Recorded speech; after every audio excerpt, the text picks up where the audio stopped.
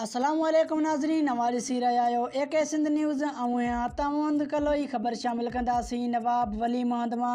जुल्फ़कार अली गबोल जे report मुताबिक नवाब वली मोहम्मद जो बचलपुर शहर में भी हर साल वांगुर इन साल भी 12 रबीउल अव्वल जश्न ईद मिलादुल नबी सल्लल्लाहु अलैहि वसल्लम जी आमद जे खुशी में बचलपुर शहर जे गुलजार मदीना मस्जिद में जश्न ईद मिलादुल नबी सल्लल्लाहु अलैहि वसल्लम जे शान में जलसो मुनक़िद किया वियो,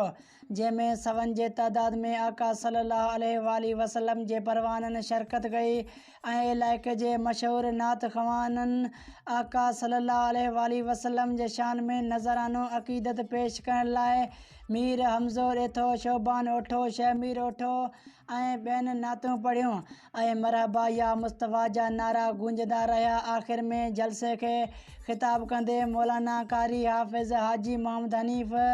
ख़िताब कंदे चयो त ॿिन्ही जहाननि जे सरदार हज़रत मोहम्मद मुस्तफ़ा सल्लल्लाहु अलैहि वसल्लम जी दुनिया में आमद सां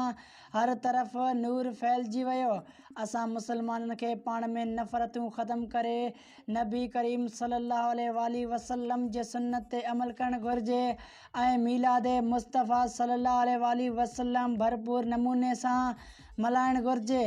ऐं नबी पाक जी आमद जूं ख़ुशियुनि में घरनि घिटियुनि खे झंडा ऐं बैनर हणी सींगारणु घुरिजनि।